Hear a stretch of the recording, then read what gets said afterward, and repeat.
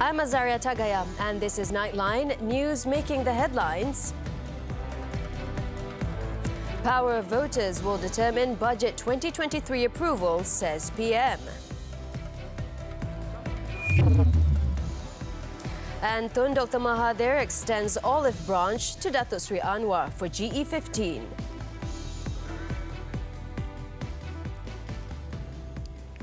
Good morning. The power of voters this November 19th would determine whether the 2023 budget be approved for implementation in the interest of the people. Prime Minister Datuk Sri Ismail Sabri Yaakob said everything proposed in Budget 2023 would be implemented on the condition that the government under his leadership and the party and coalition that he represented, namely UMNO and Barisan Nasional, could control Putrajaya. Tetapi bajet baru dibentangkan. Bajet baru dibentangkan. Bajet yang dibentangkan dan belum diluluskan masih tak boleh dibelanjakan. Bajet cantik. Orang kampung semua dapat. Tetapi oleh kerana belum diluluskan, maka duit tak boleh digunakan lagi. Jadi tuan-tuan dan puan, kuasa untuk menggunakan bajet tersebut adalah di tangan tuan-tuan dan puan-puan sekalian. Pilih pada 19 hari bulan nanti, tuan-tuanlah yang akan menentukan. Bajet itu akan dibentangkan semula dan diluluskan untuk kepentingan tuan-tuan, ataupun bajet itu tidak diluluskan ataupun dipindah, ataupun tidak akan dibawa bajet baru yang mungkin tak memberi faedah sangat kepada tuan-tuan dan puan. He said this at a program in Terengganu with the officers and staff of the Central Terengganu Development Authority, Ketengah, at the Bandar Sri Bandi Sports Complex in Kemaman. Datuk Sri Ismail Sabri said that if others were to rule this country, it could not be ascertained that the projects contained in the 2023 budget could be implemented. Pejuang Chairman Tun Dr. Mahathir Mohamad made an open appeal inviting Datuk Sri Anwar Ibrahim to cooperate again in the 15th general election. Tun Dr. Mahathir, who had often criticised the Pakatan Harapan PH chief previously, said he was willing to take the first step for the cooperation to materialise.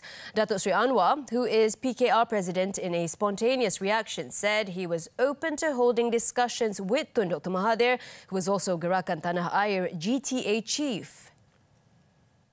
Saya bersedia bertemu dengan Datuk Sri Anwar kerana saya percaya dia juga berfikir semacam dengan saya. Jika saya yang perlu memulakan langkah, saya akan lakukan. Orang nak kata saya tak tahu malu atau jilat ludah semula tidak memberi kesan kepada saya. Datuk Sri, tak ulas pasal kenyataan Tuan M kata dia nak berjumpa dengan Datuk Sri. Tak ada masalah, boleh jumpa, boleh bincang. Tapi selalu saya tekankan yang penting dalam mengapa kita nak lawan BN atau PN. Dasar apa? Tun Dr. Mahathir and Datuk Sri Anwar put aside their decades of enmity to cooperate in the 14th GE, which witnessed PH taking over Putrajaya and the Langkawi Member of Parliament appointed Prime Minister for the second time. However, the relationship between the two leaders soured once again due to a fight regarding the period of time for Datuk Sri Anwar to take over from Tun Dr. Mahathir to helm Putrajaya. The PH government collapsed 22 months later following the Sheraton move, with Tun Dr. Mahathir resigning as Prime Minister, who then established the Pejuang Party. He is also currently leading GTA. Since then, Tun Dr. Mahathir and Datuk Sri Anwar renewed their enmity and often accused each other on various issues. On Thursday, Datuk Sri Anwar described Tun Dr. Mahathir as someone who keeps changing his statements. Datuk Sri Ahmad Zahid Hamidi has denied media reports that he will not defend his Bagan Datuk parliamentary seat in the upcoming 15th general election, GE15. The Barisan Nasional BN chairman also said he had not entertained such thoughts and did not know the source of such allegations, nor the intentions of individuals spreading such rumours. Saya tidak tahu di mana punca dan sumber yang menulis begitu. Saya fikir eloklah kita tanya pada orang itu atau kumpulan itu, dan saya belum terniat pun untuk melakukan yang sedemikian. Yang penting kita mesti mengenengahkan mana-mana calon yang boleh memberi sumbangan kemenangan untuk pembentukan kerajaan kita di Putrajaya. He added that BN would finalize the final list of candidates between 3 to 5 days before nominations on November 5th. Datuk Seri Ahmad Zahid also expressed his hope that leaders who are not chosen to contest in this election would serve as mentors to new candidates, as fresh faces would make up 70% of BN candidates. Tuntaskah solusi isu beg berat anak-anak? Silibus mata pelajaran, pentaksiran dan peperiksaan. Penambahbaikan perkhidmatan pendidikan dan transformasi KPM. Semua itu dan banyak lagi, Soal Rakyat bersama Menteri Pendidikan Datuk Dr. Razzie Jidin, Sabtu 22 Oktober, hanya di TV3.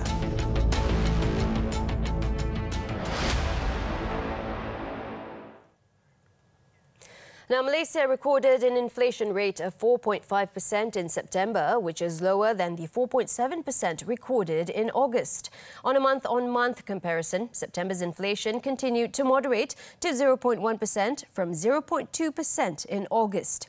Minister in the Prime Minister's Department for Economy, Datuk Seri Mustafa Mohamad, said the inflation rate for the first 9 months of this year stood at 3.3%. The rate is lower compared to the United States, the Philippines, Thailand, and Indonesia. He also said the increase in September was mainly contributed by an increase in food group inflation, which moderated to 6.8%, driven by the food component at home. The implementation of the maximum price of bottled palm oil and the setting of the ceiling price of chicken also had a positive impact and relieved consumers, especially traders, from having to cover the high cost of raw materials.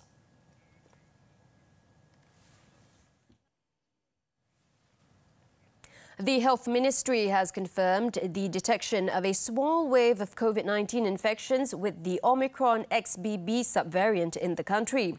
As such, the Ministry expects a slight increase in the number of COVID-19 cases in the next few weeks following this latest development.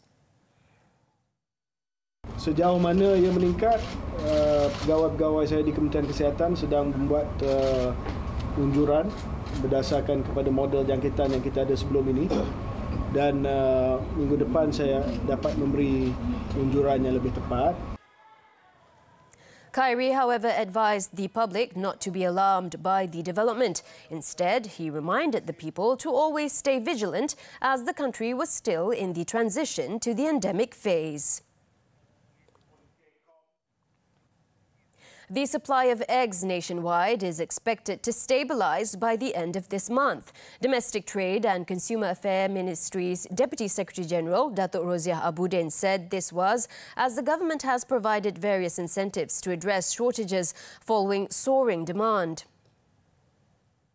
Itu yang kita pastikan, sekiranya bekalan mereka itu terputus, ada syarikat lain yang boleh menampung itu. So itu yang saya katakan tadi, kita minta syarikat-syarikat yang besar untuk meningkatkan, ramp up lagi dia punya production lah. Itu kita dapat komitmen daripada syarikat-syarikat melalui sesi konsultasi yang kita lakukan. Speaking to reporters after attending the launch of the Deepavali Festival Maximum Price Scheme in Air Keruh, Melaka on Friday, Datuk Roziah said data received by the ministry shows that the production of eggs has declined by 5 to 10%. She said in consultative meetings held recently, the industry players have expressed their commitment to further increase egg production in order to meet consumer demand. She added that the government has also provided subsidies and module assistance to farmers to cope with the increase in operating costs, including raw materials in stabilising egg supply.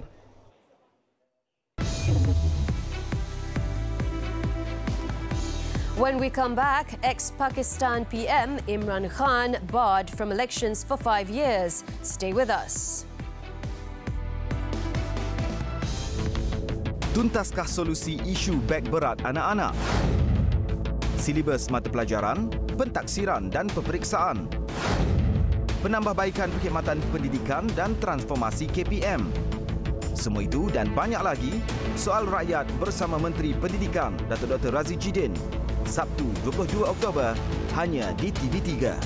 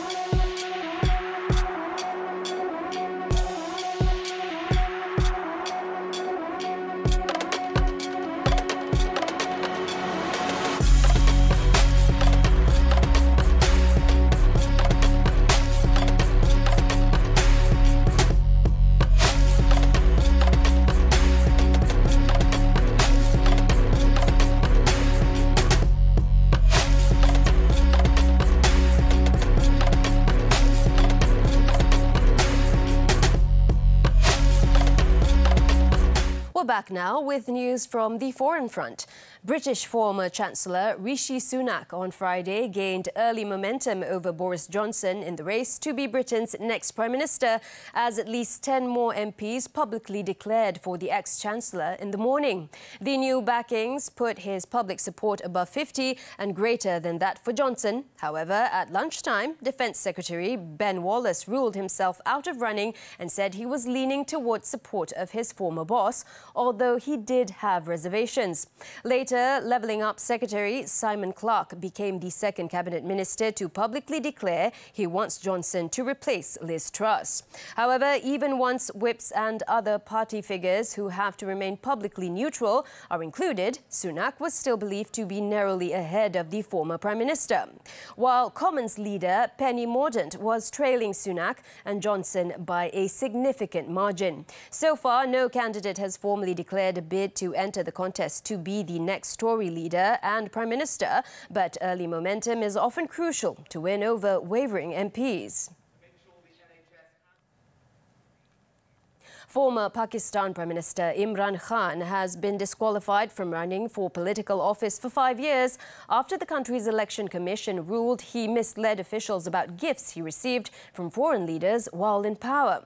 The decision announced on Friday is another twist in political wrangling that began even before Khan's election in April and is one of several legal battles being fought by the former international cricket star and his Pakistan Tehreek-e-Insaf (PTI) party. According to the written ruling, Khan made false statements and incorrect declarations before the Commission in the Statement of Assets and Liabilities filed by him for the year of 2020 to 2021 and so attracted disqualification. As a result of the disqualification, he ceases to be a member of the National Assembly of Pakistan and his seat has become vacant accordingly. His lawyers in the meantime say they will challenge the Commission's verdict in the High Court.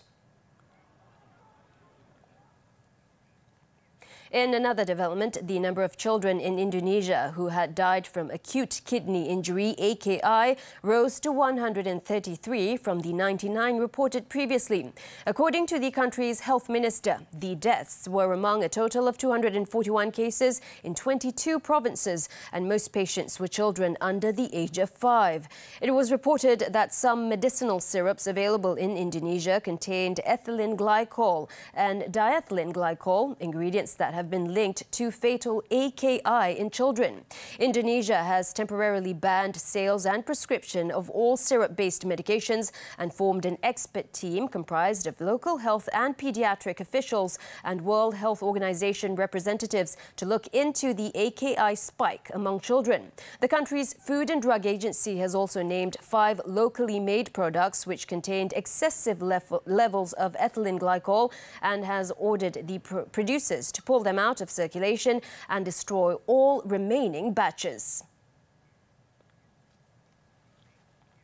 Twitter Incorporated on Thursday clarified to staff that there are no plans for company-wide layoffs since it signed a deal to be acquired by billionaire Elon Musk. Human resources staff at the social media company have told employees that they were not planning for mass layoffs. However, leaked documents showed extensive plans to push out staff and cut down on infrastructure costs were already in place before Musk offered to buy the company. Earlier, it was also reported that Musk told prospective investors in his deal to buy the company that he planned to get rid of nearly 75% of Twitter's 7,500 workers. The job cuts are expected in the coming months, no matter who owns the company.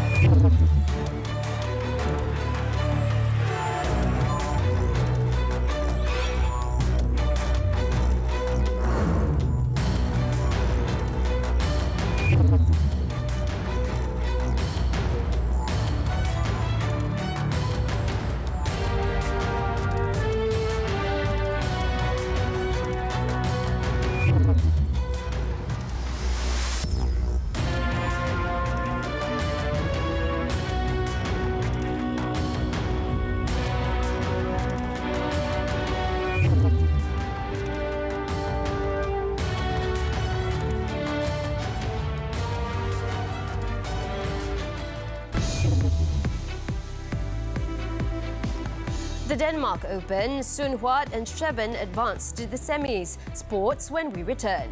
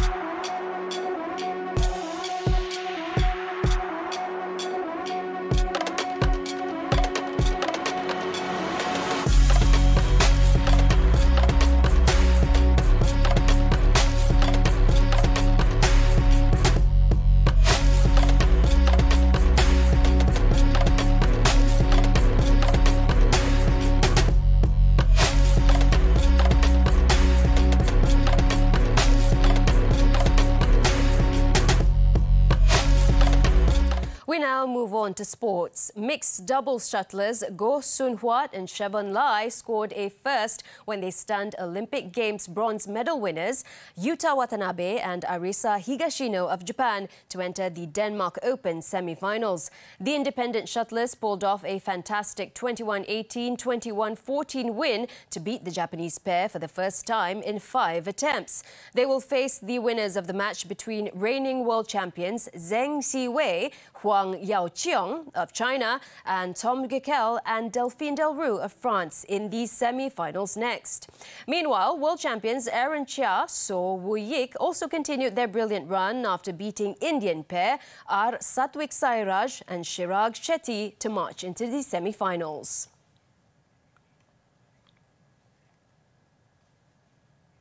On to the MotoGP. South Africa's Brad Binder clocked the fastest time in the first 2 practice sessions for the Malaysian MotoGP on Friday as rain threatened to play havoc with Francesco Bagnaya's title race. MotoGP Championship leader Bagnaia was only 11th fastest across both sessions, and the Ducati rider's rival Fabio Quartararo was 7th on his Yamaha. Binder topped the timesheets for Red Bull KTM with a lap of 1 minute and 59.479 seconds in dry opening practice at Sepang. Alex Rins, last weekend's winner in Australia, was 0.097 seconds off Binder on his Suzuki in second. 6-time world champion Marc Marquez was third ahead of Enea Bastianini. In the afternoon session, after a halt of nearly an hour because of heavy rain, the riders failed to go faster in the tricky conditions. Italy's Bagnaia finished a close second behind Carl Crutchlow, but the Englishman's leading 2 minutes and 5.710 seconds was well down on the morning times. Bagnaia can win his maiden world title in what is the penultimate race of the campaign if he wins and Francis Quartararo finishes outside the podium. Otherwise, the title fight goes to Valencia, Spain in a fortnight. In football, Western United came from behind to take their first point of the A-League season from Dwight Yorke's Macarthur FC on Friday. The 70-minute equaliser from Lackey Wales was originally ruled offside, but restored by VAR. Yorke's Macarthur remain unbeaten after getting 5 points from 3 matches in the new season, while Western United overtook Perth Glory to sit on 11th place.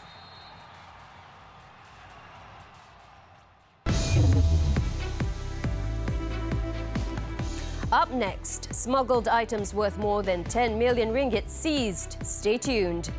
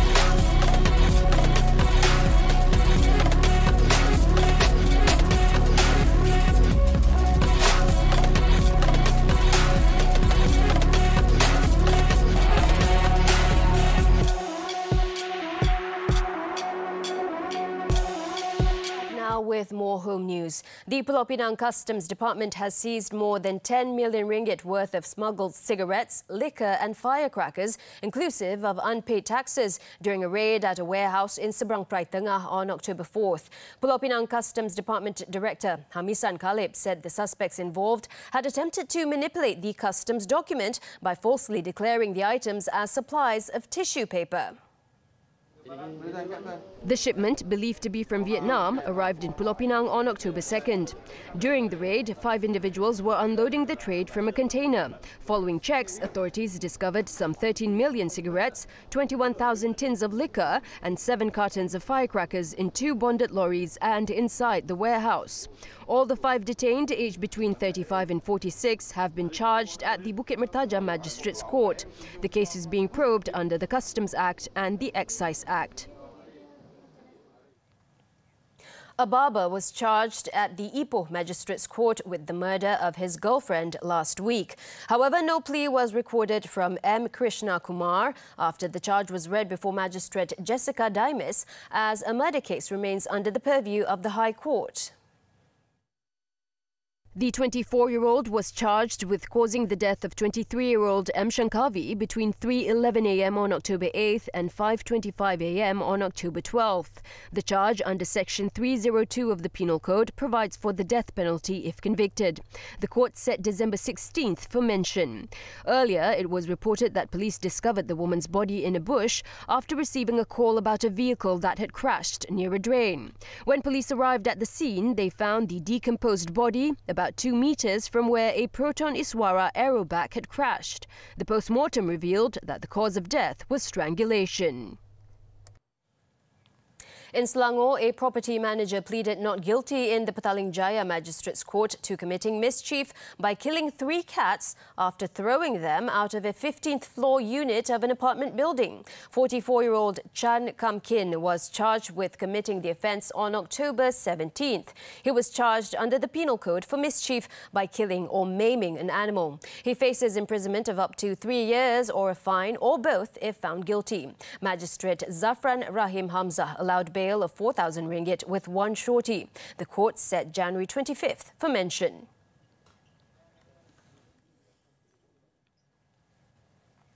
In Sabah, a primary 5 pupil tragically died after the crossbar of a goalpost fell on top of him during a sporting event at a school in Manggatal, Kota Kinabalu.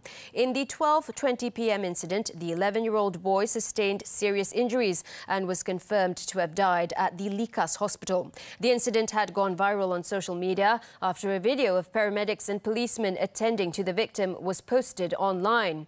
The 14-second clip showed the boy being put on a stretcher and carried off into a waiting ambulance. Kota Kinabalu District Police Chief ACP Muhammad Zaidi Abdullah said their investigations found that there was no foul play involved, adding the case has been classified as sudden death.